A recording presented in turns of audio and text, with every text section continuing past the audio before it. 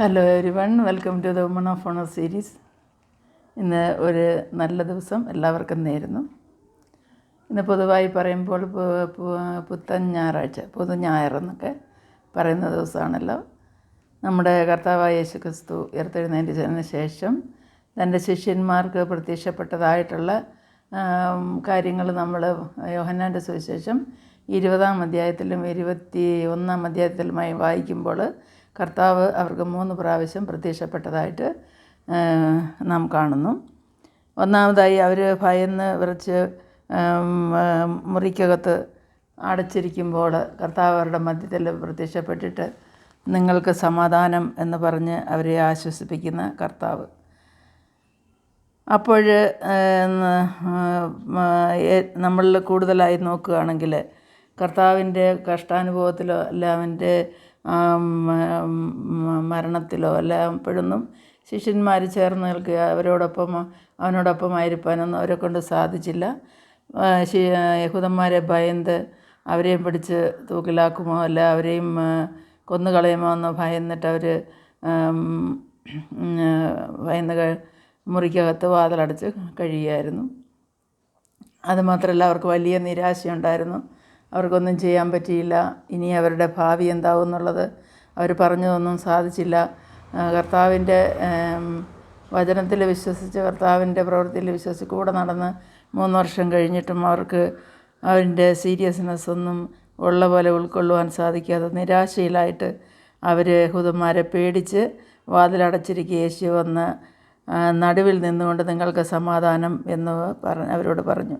ഇത് പറഞ്ഞിട്ട് അവൻ കയ്യും വിലാപ്പുറവും അവരെ കാണിച്ചു. കർത്താവിനെ കണ്ടിട്ട് ശിഷ്യന്മാർ സന്തോഷിച്ചു. യേശു പിന്നെയും അവരോട് നിങ്ങൾക്ക് സമാധാനം, പിതാവ് എന്നെ അയച്ചതുപോലെ ഞാൻ നിങ്ങളെ അയക്കുന്നു എന്ന് പറഞ്ഞു.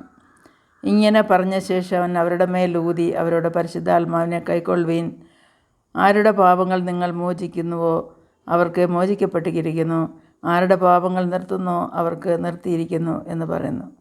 ഇങ്ങനെ കർത്താവ് അവർക്ക് സമാധാനം ആശംസിച്ചുകൊണ്ട് പരിശുദ്ധാത്മാവിനെ അവരുടെ മേലൂതി അവർക്ക് പരിശുദ്ധാത്മാ ശക്തി കൊടുത്തതായിട്ട് നമ്മൾ 20-ാം അധ്യായത്തിൽ വായിക്കുന്നു.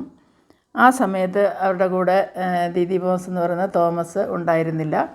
എന്നാൽ തോമസ് വന്നപ്പോൾ അവർ പറഞ്ഞിങ്ങനെ ഞങ്ങൾ കർത്താവിനെ കണ്ടെന്നും അവൻ ഞങ്ങൾക്ക് സമാധാനം എന്ന് പറഞ്ഞെന്നൊക്കെ പറഞ്ഞപ്പോൾ അവന് അത്ര അത് വിശ്വസിക്കാനായിട്ട് ഉൾക്കൊള്ളാനായിട്ട് സാധിച്ചില്ല. അതിനവൻ പറഞ്ഞത്, ഞാൻ അവൻ്റെ കൈകളിൽ ആണിപ്പഴുത് കാണുകയും ആണിപ്പഴുതിൽ വിരലിടുകയും അവൻ്റെ വിലാപ്പുറത്ത് കൈയിടുകയും ചെയ്തിട്ടല്ലാതെ വിശ്വസിക്കുകയല്ല എന്ന് അവൻ അവരോട് പറഞ്ഞു. അതായത് കണ്ട് മാത്രമേ ഞാൻ വിശ്വസിക്കുകയുള്ളൂ എന്നുള്ള ആ ഒരു ആറ്റിറ്റ്യൂഡ്. എന്നാൽ രണ്ടാമത് തോമസ് അവരുടെ ഒപ്പമുണ്ടായിരുന്ന സമയത്ത് കർത്താവ് വീണ്ടും പ്രത്യക്ഷപ്പെടുന്നു. കർത്താവ് അവരുടെ വാതിലടച്ചിരിക്കുക യേശു എന്ന് വന്ന് നടുവിൽ നിന്നുകൊണ്ട് നിങ്ങൾക്ക് സമാധാനമെന്ന് പറഞ്ഞു. പിന്നെ തോമസിനോട്, നിൻ്റെ വിരൽ ഇങ്ങോട്ട് നീട്ടി എൻ്റെ കൈകളെ കാണുക, നിൻ്റെ കൈ നീട്ടി എൻ്റെ വിലാപ്പുറത്തിടുക, അവിശ്വാസിയാകാതെ വിശ്വാസി ആയിരിക്കുക എന്ന് പറഞ്ഞു. തോമസ് അവനോട്, എൻ്റെ കർത്താവും എൻ്റെ ദൈവവുമായുള്ളവേ എന്ന് ഉത്തരം പറഞ്ഞു. യേശു അവനോട്, നീ എന്നെ കണ്ടതുകൊണ്ട് വിശ്വസിച്ചു, കാണാതെ വിശ്വസിച്ചവർ ഭാഗ്യവാന്മാർ എന്ന് പറഞ്ഞു. അപ്പോൾ ഡൗട്ടിങ് തോമസിനെ പോലെ നമ്മളാകാതെ ഇന്ന് നമുക്ക് കർത്താവിനെ നേരിട്ട് കണ്ട് വിശ്വസിക്കാനായിട്ട് പ്രയാസമാണ്. കർത്താവ് ഇന്നും ജീവിക്കുന്നവനാണെന്ന് നമുക്കറിയാം. ഉയർത്തെഴുന്നേറ്റ് ഇന്നും ജീവിക്കുന്നവനാണ്. അപ്പോൾ കർത്താവിനെ കണ്ടുകൊണ്ടല്ല, കാണാതെ തന്നെ നമ്മൾ അവനെ വിശ്വസിച്ച് അവൻ്റെ വചനത്തിൽ വിശ്വസിച്ച് നമ്മൾ അവനെ സമർപ്പിച്ച് അവൻ്റെ മക്കളായി ജീവിക്കണം. അങ്ങനെ 2 പ്രാവശ്യം കർത്താവ് വന്ന് 3-ാമതായിട്ട് അവൻ വീണ്ടും അവർക്ക് പ്രത്യക്ഷപ്പെടുന്നതായിട്ട് 21-ാം അധ്യായത്തിൽ നമുക്ക് കാണാൻ സാധിക്കും. അപ്പോൾ അവർക്ക് ഭക്ഷണം കൊടുക്കുന്ന കർത്താവിനെ നമുക്ക് കാണാൻ സാധിക്കും. അവന് തിബരിയോസ് കടൽക്കരയിൽ അവർക്ക് പ്രത്യക്ഷപ്പെടുന്നതായിട്ടും. അങ്ങനെ കർത്താവ് മരിച്ചു ഉയർത്തെഴുന്നേറ്റതിന് ശേഷം അവർക്ക് വലിയൊരു മീൻ കൂട്ടത്തെ, അവർക്ക് രാത്രി മുഴുവൻ അധ്വാനിച്ചിട്ട് ഒന്നും കിട്ടാതെയൊക്കെ ഇരുന്നിട്ടും കർത്താവിൻ്റെ വാക്കിനാൽ അവർ വിലയിറക്കി കഴിഞ്ഞപ്പോൾ കരയ്ക്ക് കയറ്റുവാൻ പറ്റാത്ത വണ്ണം വലിയ കൂട്ടം മീൻ കിട്ടുകയും അതുപോലെ തന്നെ അതിൽ 153 വലിയ മീൻ നിറഞ്ഞ വല അവർ കരയ്ക്ക് വലിച്ചു കയറ്റിയെന്നാണ് നമ്മൾ വായിക്കുന്നത്. ഇതിന് പറയുമ്പോൾ പത്രോസിന് അവർ കർത്താവാണെന്ന് മനസ്സിലാകുകയും അവന് ഇത് നഗ്നനാകുകയാൽ അവൻ കടലിലേക്ക് എടുത്ത് ചാടിയെന്നൊക്കെ നമ്മൾ 21-ാം അധ്യായത്തിൽ വായിക്കുന്നുണ്ട്. അപ്പോൾ യേശു സ്നേഹിച്ച ശിഷ്യൻ പത്രോസിനോട് പറയുന്നത് അത് കർത്താവാകുന്നെന്ന്. അങ്ങനെ യേശു സ്നേഹിച്ച ശിഷ്യൻ യോഹന്നാനാണെന്ന് നമുക്കറിയാമല്ലോ. അവരെല്ലാം ഉപേക്ഷിച്ച് മീൻ പിടിക്കാൻ പോയി നിരാശയിൽ അവിടെ നിരാശ. എന്നാൽ കർത്താവ് അവർക്ക് വേണ്ടി ഭക്ഷണം ഒരുക്കിക്കൊണ്ട് അവന് അധികം ദൂരത്തല്ലാത്ത സ്ഥലത്ത് ഇരുന്നു കൊണ്ട് ചെയ്യുന്നുണ്ടായിരുന്നു. കരയ്ക്ക് അവരിറങ്ങിയപ്പോൾ അവർ തീക്കനലും അതിന്മേൽ മീൻ വെച്ചിരിക്കുന്നു അപ്പവും കണ്ടു. യേശു അവരോട് ഇപ്പോൾ പിടിച്ച മീൻ ചിലത് കൊണ്ടുവരുവീനെന്ന് പറഞ്ഞു. ശീമോൻ പത്രോസ് കയറി ആ വലയിൽ നിന്നും മീനെല്ലാം മേലെ കയറ്റി നമുക്കറിയാം. അപ്പോൾ അതിൽ ചിലത് കൊണ്ടുവന്ന് അത് ഭക്ഷണത്തിന് ഉപയോഗിച്ചു. അങ്ങനെ അവരോട് പ്രാതൽ കഴിച്ചുകൊള്ളാൻ കർത്താവ് പറയുന്നു. ആ സ്ഥലത്ത് പിരിയസിൻ്റെ അവർ കർത്താവ് അവർക്ക് വേണ്ടിയിട്ട് ഭക്ഷണം ഒരുക്കിയ ആ സ്ഥലത്ത് ഇന്നൊരു ചാപ്പലുണ്ട്.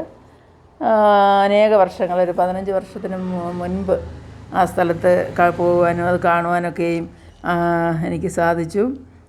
അപ്പോൾ യേശു അങ്ങനെ മരിച്ചവരിൽ നിന്ന് ഉയർത്തെഴുന്നേറ്റ ശേഷം അങ്ങനെ 3 പ്രാവശ്യം അവൻ്റെ ശിഷ്യന്മാർക്ക് പ്രത്യക്ഷനായി. ഇതിൽ നമുക്ക് കാണാം. അപ്പോൾ ഇന്നത്തെ പുതിയ ഞായറാഴ്ചയുടെ പ്രത്യേകതയായിട്ട് നമുക്കിത് പറയാവുന്നതാണ്.